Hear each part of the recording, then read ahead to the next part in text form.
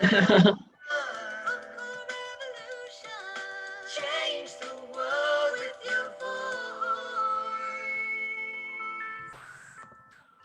Hello. Welcome to the Vocal Revolution Zoomcast. I keep wanting to say podcast. It's not a podcast, it's a Zoomcast because we're on Zoom and we're going live to Facebook. Hello, everyone who's with us. My name is Katie Rose, and the point of this wonderful experience is to talk about how voice is transformational, how we can use our voices to change our world personally and collectively. And I've been inviting wonderful people to come and share about that with me.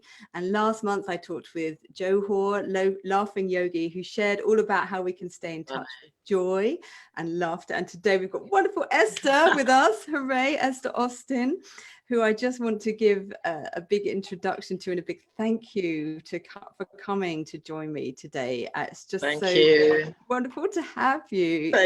Thank you. Today we're going to be talking about our authentic voice. How do we stay tuned to our authentic voice? Because there's a cacophony of voices around us, the media, family, friends, workplaces, government, healthcare providers. Everybody's got a voice, right? And it's all, how do we stay tuned to our own personal voice? And the fact is that our voices are more unique than our fingerprints. They are so unique. So we have an authentic, a very unique voice. And we are here to discover how we can stay tuned to ourselves and really express our truth. And the reason I've invited Esther is because she really does that. She really walks her talk and she supports other people to express themselves in so many wonderful ways. And she's so multi-talented. She's an amazing fashion designer. She's a writer. She's a publisher. She's an editor. She's getting ready. She publishes a wonderful magazine called Turning Point Magazine, Your Lifestyle, Your Wellbeing. And I'm honored to write for that. And she's here to share her pearls of wisdom that she also shares in her books, in her poetry, in her fashion, and just who you are, Esther. So Thank you so much for coming. Thank you. I'm sort of looking at my reflection here and I'm like, I haven't seen myself in red lipstick for months. And I know you said to wear something red. And I'm like, oh gosh, I look like a beacon. But anyway. You look stunning. And thank you for reddening up for us. Yes, absolutely. I know a lot of us haven't had maybe some of the opportunities we normally would to kind of get dressed up these days. So getting dressed up for Zooms. Absolutely, with my PJs on the bottom. Absolutely, I love it. So Esther, tell us a little bit about you and your journey, like of finding your authentic voice. I know you're extremely stylish. You've always had this way of expressing yourself that's very you. But how did you come to that? What did you have to go through to really get clear and tuned to you? I guess, we say, life is a journey, and that's quite one of those sayings that's I think sometimes overused, but it is a journey. And I guess where I am now, I can speak about where I am now and then we can travel back a bit. Where I am now is in a very strong place, a very good place of owning who I am, a very good place of identifying what I really want. And in that place, once I'm clear about what I really want, then it's who do I need to become to get what I really want, if that makes sense. Absolutely. And yes, I've, as with many of us, I've been through quite a lot of pain, a lot of challenges, but I'm the sort of person that's always sort of gone to plan A, plan B, plan C. What do I need to do? What do I need to do to get out of here? And the times when I've been stuck or I've allowed myself to be stuck in places, it's painful. And so for me, where I am now is because I've now got that reflection of the pain that I don't want to go back into or be in anymore, then it just keeps me on my tippy toes to keep thinking, okay, I'm feeling this. I've felt this before. Is that reference point? Do I want to go back into that pain again? Or I'm now recognizing actually that pain is telling me something. That pain is telling me to step back, to look at the man in the mirror, to you don't have to get anal about this whole process, because after a while it becomes so organic. It's almost like, okay, this is showing up, I'm going to do something about it. Sometimes it may still take a little longer, but it's almost like, I recognize that feeling. I don't like that feeling, or I like that feeling, and it's more of what I want or not more of what I want. And then you start to navigate yourself a little better.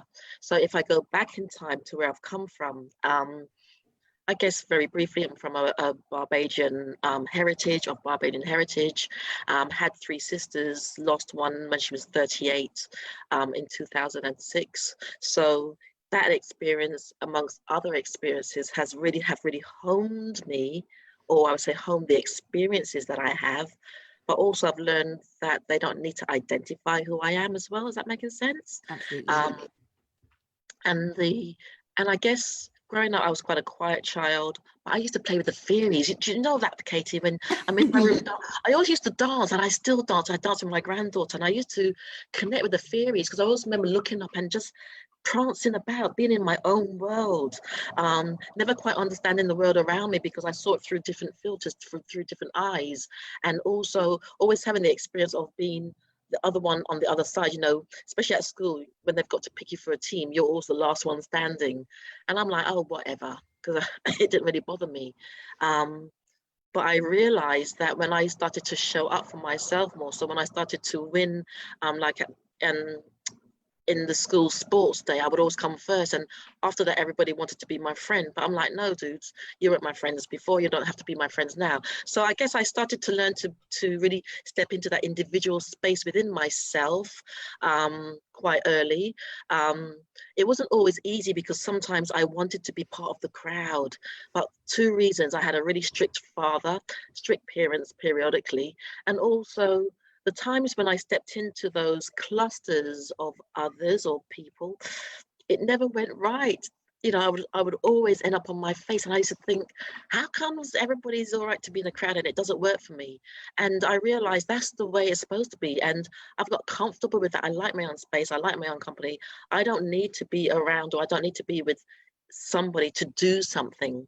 But I think that's just that freedom thing within me. If I have somebody by my side, it's nice, but I'm still moving forward anyway. And sometimes when I've been places, when I've traveled, I'm not always being that brave and bold, because sometimes I've had to do things on my own. I'm like, oh, I wish there was somebody with me.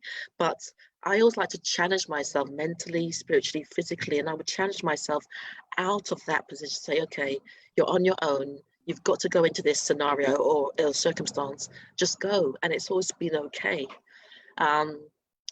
And along the way, because I'm like a child, I want to try everything. So as Katie said, I love fashion. I mean, I dream it, I get up and I put it on. And sometimes I could put a dress on back to front and different colored earrings and different colored shoes, and I can rock it because it's not for me to say, here I am to everybody. I'm not competing against anyone. This is just my soul expression. And when I see it in my mind's eye, it's almost like I see it there and I put it on. It's like, oh my gosh, it's crazy, but it rocks. And in that message itself, once again, it's about individuality. This is my unique self. I don't want to be cloned. Even when I used to go to school, and the few times when I did attend a party, everybody would be in short tight black, and then I'd have like these harem pants and Dr. Martens or something. Not because I want to. It wasn't about me making a statement to anyone else. It was just about, this is who I am. I don't see why. I didn't understand being part of that collective. And my granddaughter's very much the same. And so this I would say this art of expression comes out in different ways. So as Katie said, I've got my own magazine, Turning Point: Your Lifestyle or Your Wellbeing, of which she is a contributor. And there's some fabulous stuff in there, if I may say so myself. I'm also an energy healer. I'm also a keynote speaker or an empowerment speaker. And I'm a presenter, radio presenter, and soon to have my own TV show. And for me, it's a lot of people say I do a lot, and I say what I do is what's birthed through me are just different vehicles to deliver a very similar message. And I have the tools and the capacity to build those types of platforms for that message to be delivered. And I like to dance as well. Yes. You do, and we've had some great dance times, haven't we? Oh, absolutely, absolutely, Yeah. absolutely. And dance is so freeing. And thank you for sharing all of that with us so generously, and that whole journey of, as you say, how to find ourselves and to be comfortable with who we are, regardless of what the crowd might be saying, and to really be ourselves. That's you're such a great exemplar of that. And also I know that you encourage and you work with people to help them find their unique style. I know you help people with their sense of fashion, with their sense of dress, and also with inner empowerment, because I know for you the dress is just the expression of the inner person, right? It's just about really, when you're really in tune with yourself, you express yourself through your clothing and everything else. Absolutely. So, yeah. So can you maybe tell us some stories that you've seen of people transforming? I mean, I know you don't only work with people, I know you work with animals as well, actually. Oh, yes. But some of your favorite stories of transformation, you know, and people finding themselves. Yeah. One that comes to mind, I had the privilege of going to Vegas last year, and that was a whole story in itself. You know, how I got there, got to the hotel. The hotel didn't have my booking, even though I had the confirmation. So I needed to find a place to stay. Got in a cab, which dropped me off in the wrong place. So there's me without any phone, no connection with anyone, whether here or in Vegas or in the States. And I had my 2 cases. I'd been traveling for about 18 hours. I was tired. And so I was like, oh, what do I do? And I just started walking, and I bumped into these twins. They were twin 23-year-olds, 2 young Black girls with their kids. They had young kids as well, and they helped me. And I also remember one got in her car and she drove me to where I should have been dropped off in the first place. And I was coming through the door of my Airbnb, because I do a lot of energy work as well.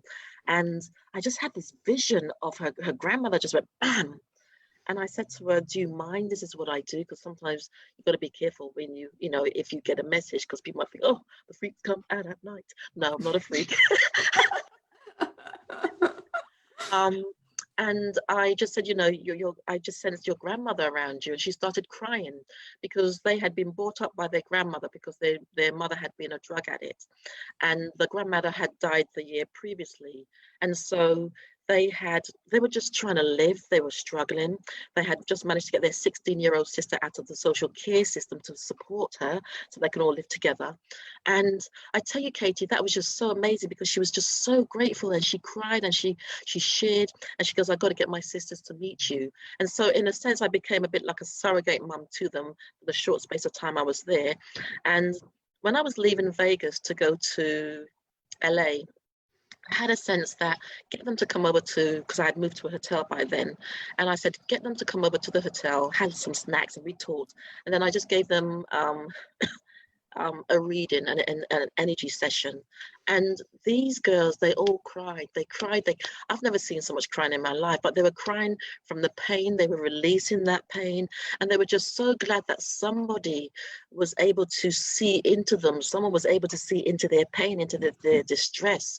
Someone was able to then reach into that place and say, come on, we can have a hug and it's okay. And they cried so much. But then when they realized that their grandmother was around them, supporting them, and they were going to be okay, it was such a relief. And we just had such fun, because a few days after we went into Vegas, we walked, it was just such an amazing time. And so that's one of the times that came to me. And another time was I was in a cab, and it was a lady cab Uber driver, and we were talking, and I just got this flash of inspiration, and I said, do you mind? And she started to cry. I'm like, gosh, I remember I used to go out with someone before. He always used to walk with a box of tissues, because he goes, you always make people cry, not in a bad way, but from a place of relief and release. And she shared that she was under a lot of pressure because she had been married, and the guy had been in prison for, I think, assault, for assaulting her. He was due out soon, and she wanted to protect her family. And she was so grateful. And for me, I always say, I'm the vehicle, I'm the vessel. And sometimes if you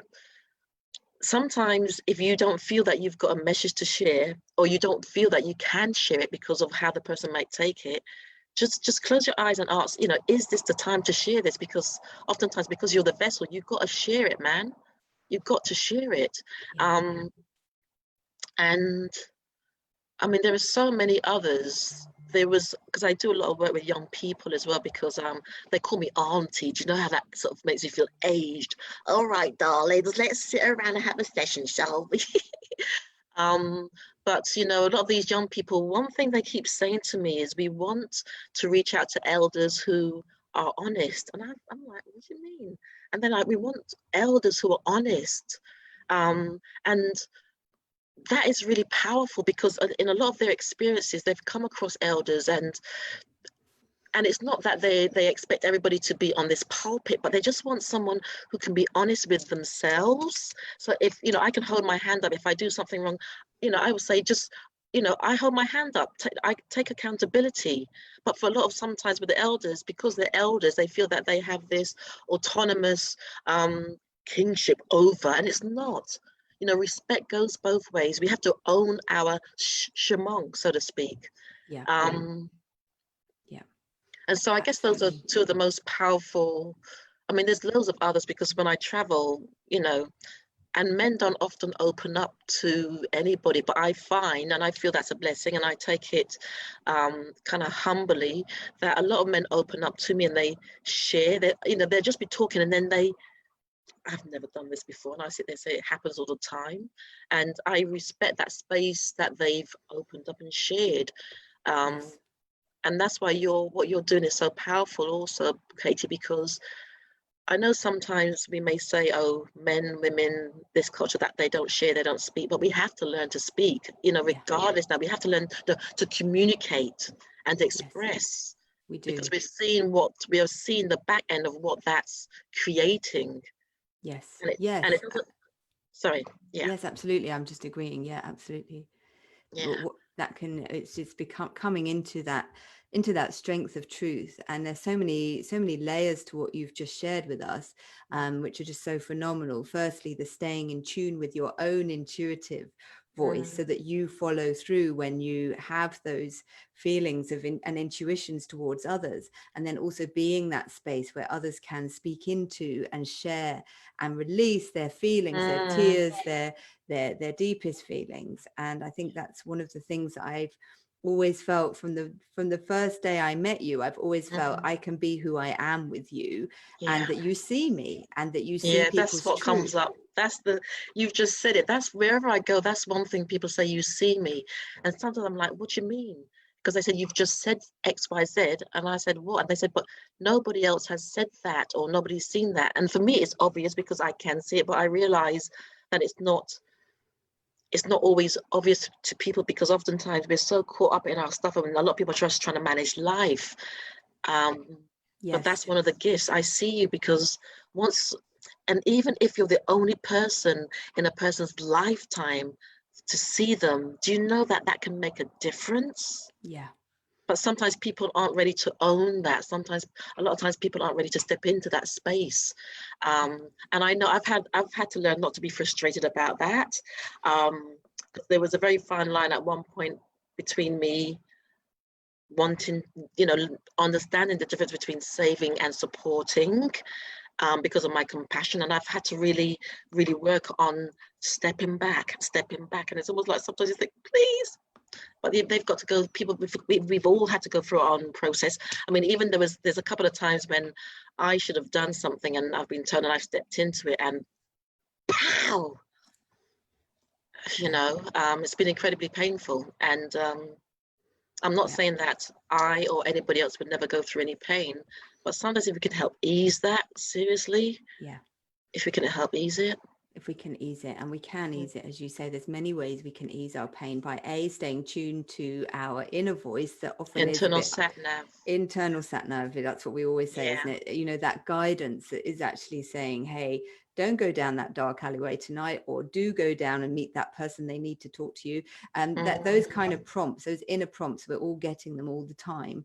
And it just takes sometimes taking some of the noise away so that we can really listen really listen to what's happening inside and receive and be present to those inner promptings. And that then when we are a stand for that, then we can support other people to listen to themselves. And it's not about us saying, I think this, it's about empowering others to listen to their inner voice, so that then and I believe the more of us that are listening, the more sensitive we are to each other and to each other's guidance, and the more also more true we are, and therefore hopefully better relationships, better communication, a better world is key for everyone, And you're right, there are some times, whether it's gender norms or cultural norms or conditioning, that says, men shouldn't open up, or women always cry, or all this kind of nonsense that we everybody gets piled on with. And we have to kind of clear some of that debris out of the way, don't we, sometimes, to just get back to who we really are and how we can just be in that very simple listening moment to moment. And what practices have you found that help you kind of stay tuned to that, Esther? Like, I know you're phenomenally exercise, dance. And I started taekwondo a couple of months ago. The teacher, he's anal. I said he should have been the Joker in Batman, because his training is anal. And because he's so passionate about taekwondo, sometimes we do 3-hour sessions twice a week. And so the first hour is usually lots of cardio, some crazy stuff. The second part is usually filled with lots of stretches, because we do some really deep, painful stretches. And then the last part is about sparring and patterns. And for me, that helps keeps me centered. And for me also, doing this, it's about me pushing myself beyond my physical, mental, and spiritual barriers. It's just like on Wednesday, I went to bed at 2:00 on Tuesday morning, and then I did 2-hour dancing session, because I started doing these soul sane Wednesdays, because a lot of people are saying they're stressed, they're working from home, and so it's just a session where we're going to do lots of dance. And then I did about 45 minutes with a friend, and then after that we did another hour's dance. I was mashed because I went to bed late that morning, and then I was going to go to taekwondo, and when I got home, I wanted to rest, but I didn't get time to rest, and there was this little voice that was saying, "Oh, you're tired." And I'm like, no, I'm still going. I got to Crystal Palace Station, and I was still tired. And I could have turned back, got on the train and gone back, but I went, I pushed through that. And we did 3 hours because, we trained out in the cold, and because we had to do the social distancing thing. Yeah. And we trained outside. And for me, it was mind over matter. And so that's what keeps me sane, because it's not just a physical release, it's a mental release. Yes. And sometimes I call him the mutt. He's got a name. I take the mutt. No, Katie, he's like a baby that doesn't grow up. He constantly needs attention. It's doing my head in. And what else do I do? Sometimes if I'm around my granddaughter, we dance. Me and my granddaughter, we always dancing. Yes. And so those are the main things. And I meditate before I get out of bed in the morning, and I try to give thanks, or watch an inspirational video that just gets my head into gear. Because sometimes even I don't want to get out of bed, but then I watch something like, okay, come on, let's bypass this. Let's bypass this program. Let's bypass this. You've got things to do. You know what you need to do. End of, no excuses. Yeah. Thank you for that. That's inspirational. And that's, we all need to find the tools that are right for us, don't we, as individuals, and I personally, I'm with you there. Dancing, moving, yoga, stretching, especially in the time of lockdown, when we are so limited in our normal freedoms, to be able to go on a walk, to be able to run off the frustration of being in the flat or in our homes for a long time. Those kind of movement practices are so important, as is the inner work, as you say, listening, getting our heads in the right place, whether it's through meditation or listening, as you say, to inspiration, or just listening to wonderful music, whatever it is that helps us stay tuned to ourselves and get in a good space for the day, and getting absolutely. our positive, mindset is very important, isn't it? And I think particularly at this time where a lot of our mental health is challenged by the things that are going on many levels of challenge. What tips would you give from your practice to people, say, wanting to express more of themselves, or what would be an Esther And I know you have your aspirational messages. Watch out for that. Esther does her aspirational. Yeah, I've got to start. I'm going to tighten things up and do things on a more regular basis. I've been a bit naughty because I've got caught up with the magazine. But what I would say to anyone is, yes, these are challenging times, and we're coming into the winter months, and I feel that's going to be a lot more challenging for a lot of people, because some people suffer some sad syndrome or just the weather. But I would say, maybe just set yourself a goal, and maybe make someone accountable around you. So when you look outside and it's looking dark and dismal, force yourself, set yourself something where you think, I'm going to challenge myself. And then in the background, maybe you come back and have a bar of chocolate or something where you can actually just yummify yourself afterwards. But what is it that you can just push yourself outside your comfort zone and say, what, I'm going to do this, and I want to do this for me. I'm not going to let these external situations beat me down. I'm not saying that you're not going to feel some sort of frustration or regret or whatever, but what I'm saying is that don't let the dictates of this control you. And someone put something on Facebook a couple of weeks ago about a lady who was in a concentration camp, Auschwitz. Yeah, and she came through this, and there's been pockets of people throughout history who've had different experiences. And one thing of those people who've come through, they've asked them, how did you come through the most horrendous situations? And they said it's about mindset. And so I'm not saying it's easy, because I say this in any body of my work, it's not easy. But if you could just challenge yourself, whether you want to get fit, because you can get fit. If you can't go outside, then there's lots of great videos on YouTube from exercise. I sometimes do the figure 8 because I've got to keep my waist tight, right? So I sometimes do the figure 8. Or you've got different exercises in you've got Latin, you've got Caribbean, you've got African, you've got different rhythms. You can take yourself back into places. Yeah, and also just create some time baths, because baths are incredibly relaxing and healing and yummified. Get some candles, and if that's all you can do with some Epsom salts, if that's all you can do, then do it for you. Do it for you. And there will be days and moments when you don't feel like doing anything, or maybe just sit and watch a movie. But it's how can you keep getting yourself back up and knowing that this is only for a time. This is only for a time. Yes.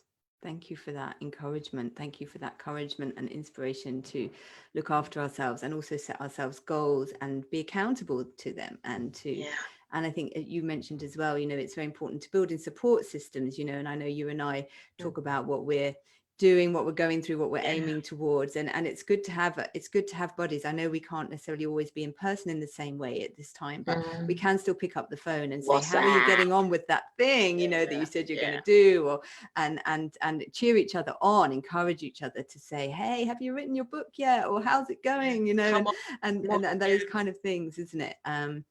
Because there's people who've done it before. There's Les Brown, there's loads of people onto YouTube, and you hear their stories. Arnold Schwarzenegger, I love his story. I'll be back. But if even that I'll be back, you listen to his story. Even Stallone, LL Cool J, Jamie Foxx, you listen to their stories, and it will inspire you to, like, you know what, David Goggins, the Navy SEAL, he's got an anal story. Wow. I mean, he's got a story, sorry. It's okay, we're allowed to say those words. It's okay. Watershed.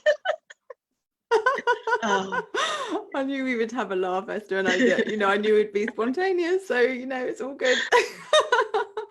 But wonderful. And also you touched there on something really important in what you were talking about, is that yes, there are people who have gone before. There's people who have faced down incredible oppression, people who have faced down horrors, like you mentioned Auschwitz, and these stories of people who can inspire us. Do you have, you mentioned a couple of people, you mentioned Arnie and Les Brown, but do you have any other particular role models you draw from who inspire you? For me, it's everyday people. I mean, the people that I interview, because also I feel very blessed and privileged to interview lots of old school legends and pioneers. I don't want to say celebrities, legends and pioneers, from Martha Reeves and the Vandellas, dancing in the street. I love when she hits that tambourine. You go. And Mary Stewart from the Supremes. I've interviewed people like that. The OJs. Eddie Levert from the OJs, Chris Amu from The Real Thing. And they share some stories, whether they've experienced racism, whether they've experienced sexism. They've shared some stories. And even Sister Sledge, when I interviewed 2 years ago, was it 2 or 3 years ago, they had just lost their sister Joni. And I said, well, how do you, 5 days later, you had to get up and perform. How do you do that when you've just lost a sister? And it was their faith that got them through. But also within the industry, and I would say especially with the old school legends and pioneers, there's a saying, the show must go on. And that's one thing. It doesn't matter what they were going through, the show must go on.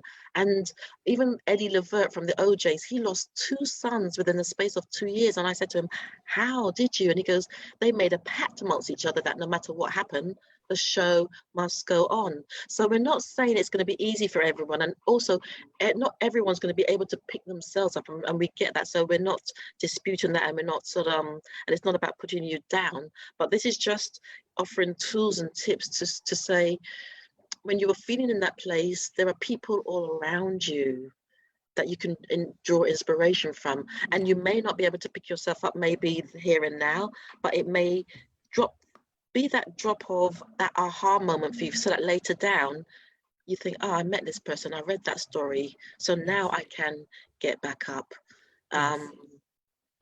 That's wonderful. Thank you for sharing those stories. And I know that's one of your specialities is sharing the stories of musical legends. And I know that often, as you say, those legends have experienced incredible things, and it's very important for us to know, because it's very easy just to see the surface and the razzmatazz and perhaps that's right, and successful, and not see all that backstory that's behind people. Absolutely.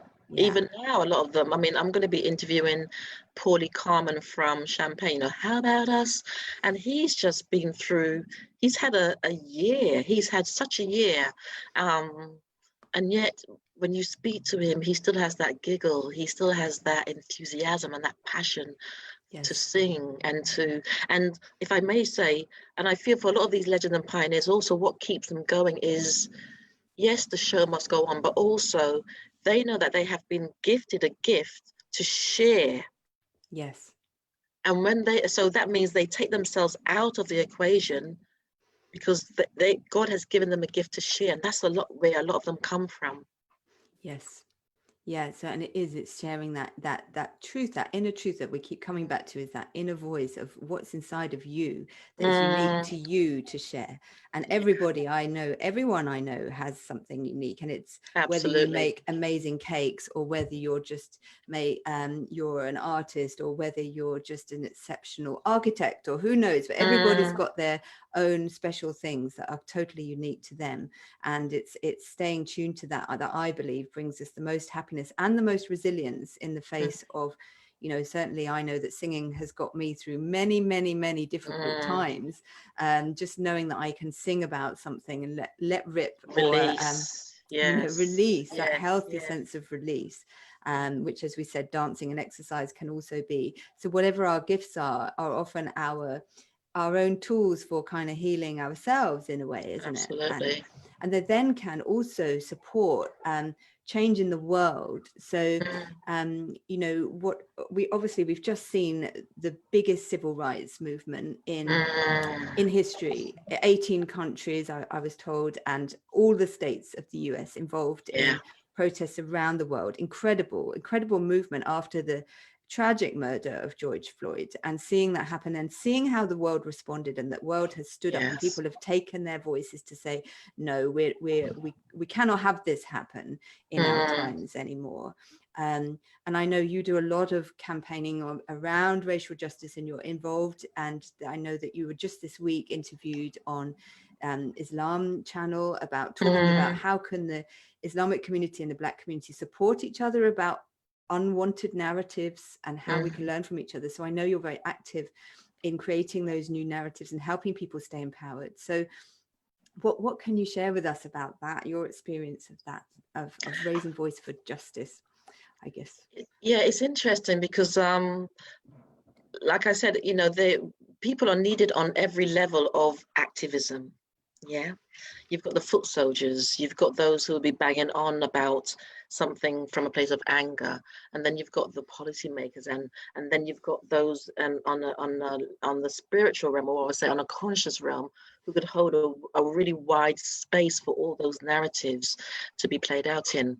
And I guess for me, I've experienced racism, but I've experienced things from my own. I've experienced things on different levels.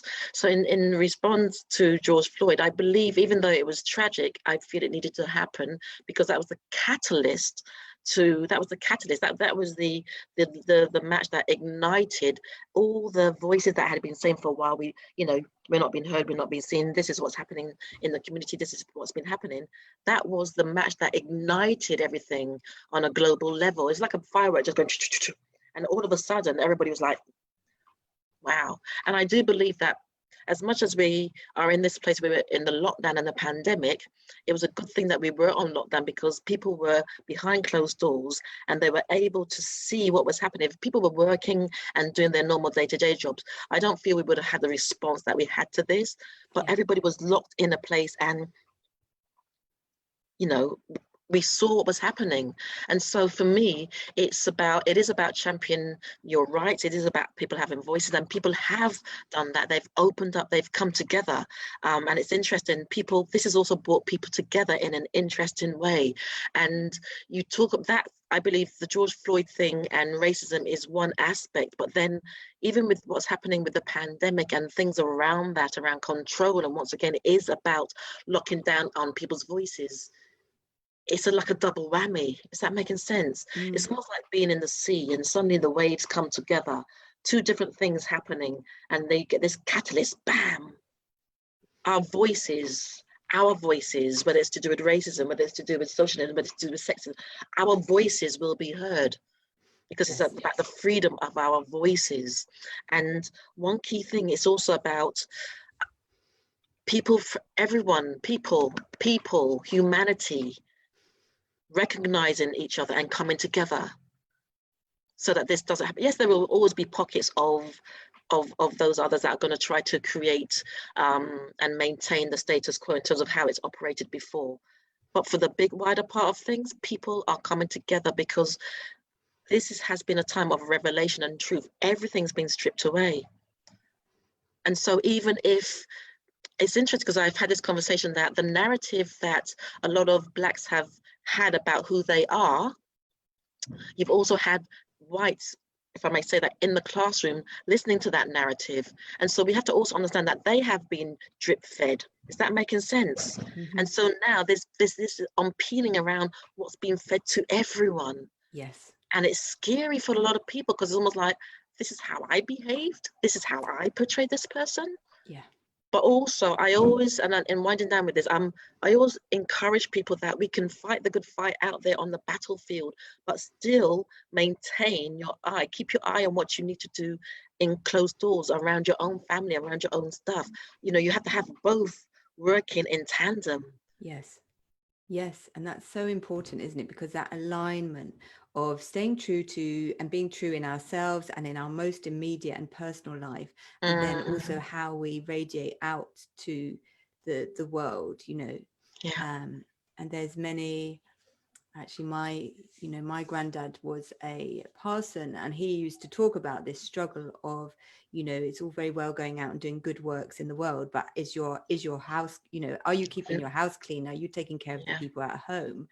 And this kind of, it can create a conflict in people sometimes, that they have this role out externally that isn't matching up with what's going on at home.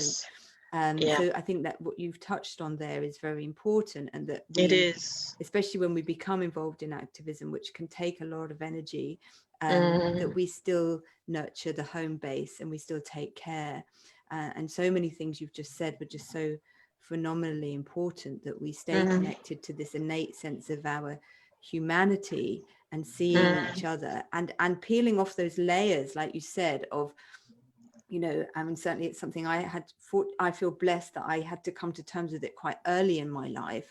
So it's not a shock for me to realize that I've been conditioned as a white person to be racist, basically, and to have to come to terms with that, and to have to be constantly vigilant for the way in which I am given privilege, and have to be constantly trying to dismantle that and to check on myself about how I'm behaving. You know, that is a big process, and it has been amazing to see people waking up to that process, and so many books coming out now, like Layla Saad's book about white supremacy, which is an incredible workbook for anyone wanting to work through those kind of issues, and really owning that we've all been conditioned, like you said, we've all been drip fed this stuff, these narratives, and they're not really the truth of, I don't believe that's not the truth of who I am. It's not the truth of who anyone is.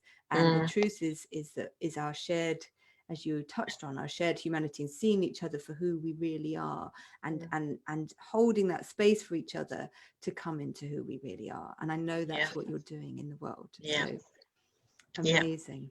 Thank you for doing what you do, Esther. You know, it's just amazing. It's just amazing. So what's next for you? I know you've got an issue of the magazine coming out, haven't you? So tell us what's up with Esther and what's coming next. What's up? Okay, so the past few months I have taken some time off Facebook, Instagram, because I just needed to refocus and rebrand, and so that I can reach more people with my body of works.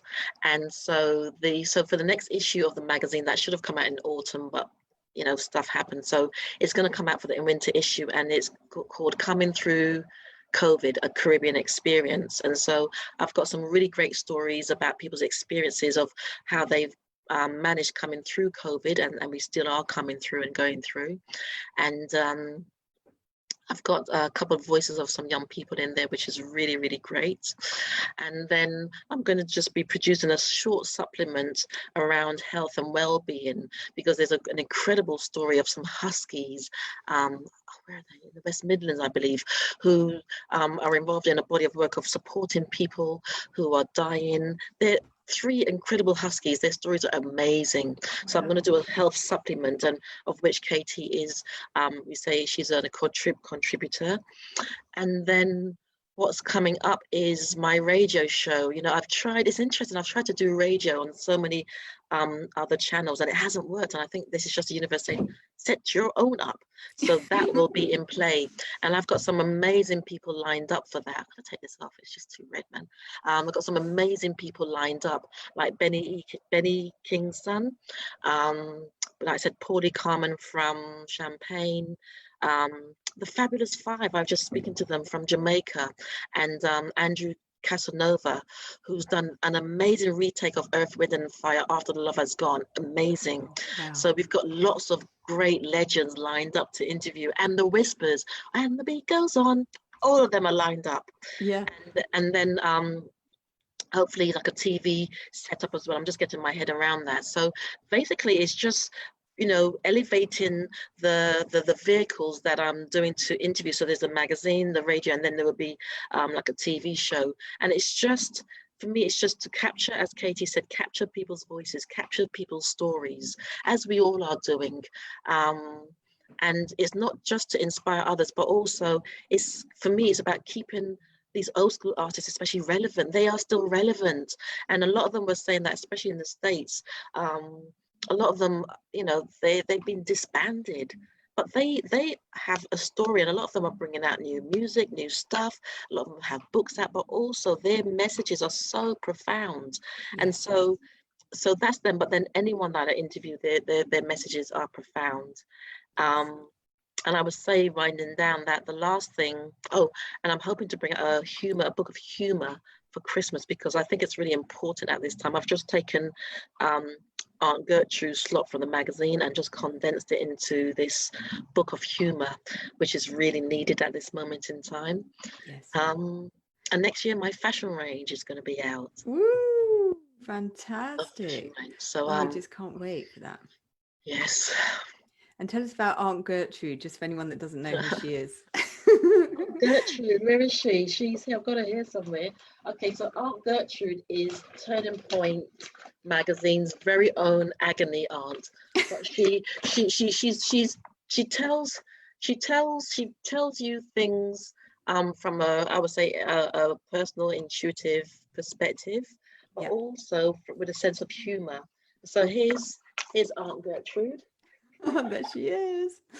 Fantastic. So don't expect her to be all roses and roses and honey. Sometimes she will just tell you straight, but Yeah. she tells it in a way where there's a sense of humor, and she also gives anecdotes of her own experiences. So she's our very own agony aunt. Sounds like she shoots from the hip, but she does it with a laugh and a twinkle in her eye. Yes, and sometimes I have to tell her, put the gun back in. Put the gun back in. You're not supposed to shoot it. The gun back in the holster. Just fantastic. Well, I'm sure that's going to be a great gift. And I was talking with Joe last month, as I said, about how important humor is right now, that we have to keep in touch with laughter. And he also was shared some very powerful examples of people that survived Auschwitz, and how even within Auschwitz they found joy, and they found music, and they found ways to survive through staying connected to joy in the most horrific situations. So it's an incredible tool for us right now to stay tuned to our joy, to our natural, and I believe that is it's one of our natural states, and it is, and it's what you feed. And now sometimes when you're going through stuff, or when you're angry about stuff, we can feed things, especially when we see other people being used, abused. But then when you feed that, you become it. It becomes you all the time. But I would say that whatever the circumstance, you honor it and you recognize and you respect, this is what's happened. And then maybe what can I do so that it doesn't happen again? But if you get embroiled in that, then it feeds something in you, and it keeps you in a certain place, even within our own personal lives. Even with me, sometimes when I've kept on thinking about, it's almost like, Esther, come out of this place, because that's how you're going to feel. And it keeps you trapped. Yes. Whereas when you start to work through it, to say, okay, this is what's happened, that ain't going to happen again, so what do I need to do for it not to happen again? Yes. And we can forgive, but you don't necessarily forget, and that's okay to come it from that perspective. We forgive, but we ain't forgetting. Yeah, because if we forget, it's important not to forget to remember the lessons, because there are lessons even within history. There's lessons within history that we are still learning. There are still so many echoes of things that are happening now that have happened before. A lot of people have been looking back to, well, how did people survive the Spanish flu? How did people survive this and that? We're all looking for, there are so many things that we shouldn't forget. We should look back and cherish the lessons of our personal histories and the world's history as well, because there's so much treasure in that then we can for ourselves, isn't there? And so we don't need to forget, but forgiving gives us the freedom to then actually not be stuck in that story forever, to say, actually, I'm going to let that go. That does, just because it happened, it doesn't mean it's going to happen again and again and again. I don't have to repeat the same story over and over.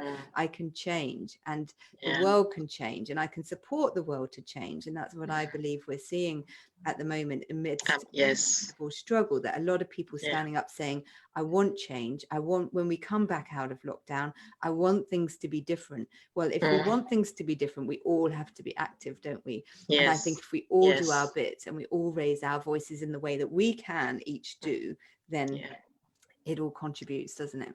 Yeah. And it's like Gandhi, that famous quote that's been overdone. I've got to find another one, become the change you want to see in the world. And you become it for yourself, and then you become it for others, because then you're not stuck in a narrative. And one quick thing, if I may say, when we were talking about people in different roles in terms of activism, and for me, what I see the importance of why it's important to keep trying to work. We're not saying it's easy, and I will keep saying that, but trying to work on your own personal stuff, your family stuff, your communication stuff with a significant other, with your kids. It's not easy. Why that's important is because oftentimes, especially with the Black Lives Matter thing, and how I would say Blacks, Afro-Caribbeans have been treated, is that oftentimes we hear that they've taken from us. But I keep saying, but if we work on keeping here tight, keeping the village tight, they can't come in. we keep the village tight. And I see so many times people having these conversations out there, and I'm seeing what's happening here, and it's almost like, if you don't try and keep this tight, they will always be able to come in. Is that making sense? Yeah.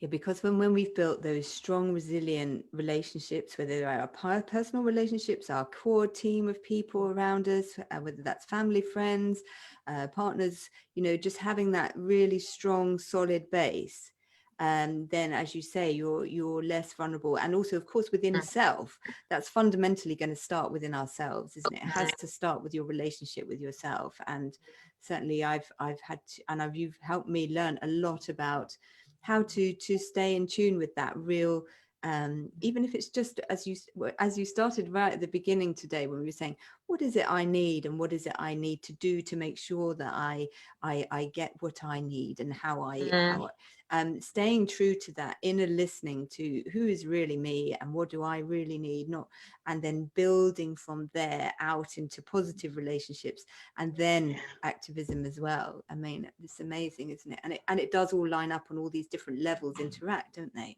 It does. It does. And your experiences, the people that are around you after a while, people drop off, and that's cool.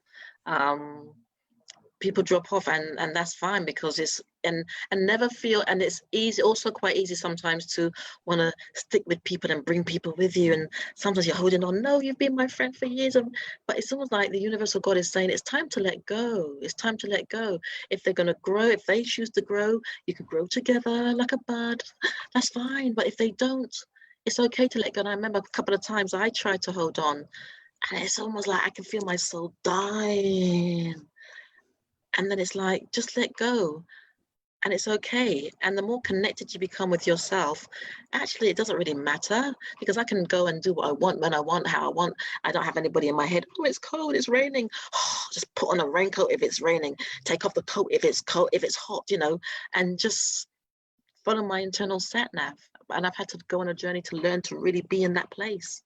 Yes, it's true. And that, thank you for sharing your journey with us, and thank you for sharing your wisdom with us, and so generously today. It's just been amazing to hear you speak. Thank you. And to really, really appreciate that. And if people want to come and connect with you and learn more about that journey of, you know, really staying tuned to themselves with all the wonderful things, or they want to find out about the magazine, where can they find you, Esther? Okay, if you go onto social media, it's at Esther Austin Global or Turning Point Magazine, or if you want to email me, it'll be info@turningpointmag.com, info@turningpointmag.com.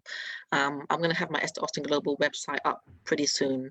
Had to go through some changes, and then everything's going to be in there, but also the magazine website is up, where you'll still find a body of work. And on the magazine website, we've got a new column, and there you'll find lots of book and film reviews. So there's lots of amazing films coming out that I've had the privilege of reviewing, so you'll find the reviews there. So yes, that's where you can get me. Fantastic. Well, thank you so much, Katie. Oh, it's been wonderful talking. I really appreciate it. I'm so glad we've done this, you know, because I've wanted to for ages. So I'm so glad we've had this conversation, and I know our conversation continues, and the conversation, the body of work that you're making continues to generate many amazing conversations, and to give platform, as you said, to many voices that need to be heard and that have wisdom to share with us. So thank you for making that possible, and thank you for everything you're doing. That you got some master classes coming out as well. Sorry. Oh, great. Yeah, fantastic. Master classes coming out from this. So yeah.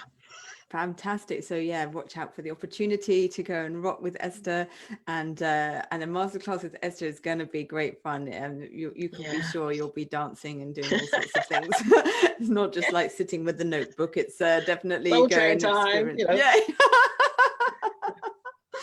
Oh, fantastic. Bless you. Thank you so much, Katie. Thank you for coming on. What you're doing as well. And I just want to thank everyone that's been watching, and hoping everything's going fine on the Facebook Live. And thank you to everyone that's tuned in. And also this, if you're watching this after the live as well, because this will be going on my YouTube channel and on my website, which is therosewindow.org. So you can come and find the other episodes there. So next time I'm going to be talking with amazing Jill Manley. She's an amazing jazz Jill, yes. Esther's met Jill, and Jill's amazing. Oh, excellent. Yeah, she's wonderful. She's a wonderful jazz singer, and she's also recently become a celebrant. Because obviously in these times when our ways of celebrating or marking important rituals in our lives, such as funerals, weddings, baptisms, all these different things, this has been significantly disrupted. And these rituals are very important in our lives. So we're going to be talking with Jill about how can we celebrate? How can we still celebrate? How can we stay tuned to the voice of celebration and marking those important occasions in our lives, even though we're on lockdown. Absolutely. And how then, of course, and Jill has a wealth of things to also share with us from her experience as a singer as well. So I'm very excited about that. And it's lovely that you two follow on from each other because you know each other. So that's right. And she's wonderful. Got this eclectic way of dressing as well. So yeah, you two are completely so stylish. And when there's when you're both in a room together, it's like, wow, look at these ladies. I'm a superhero. I want to be a superhero. You totally are. You already are, Esther. You're definitely my superheroine. So thank you very much for that. Thank you. And thank you, Katie. Thanks to everyone for watching. And stay tuned and see you all soon. Take good care. Brilliant. I'll get back into my pajamas now, shall I? I think I'm joking. No, I'm not joking either. Thank you so much. Okay, thank you. Thank you. Take care. Bye.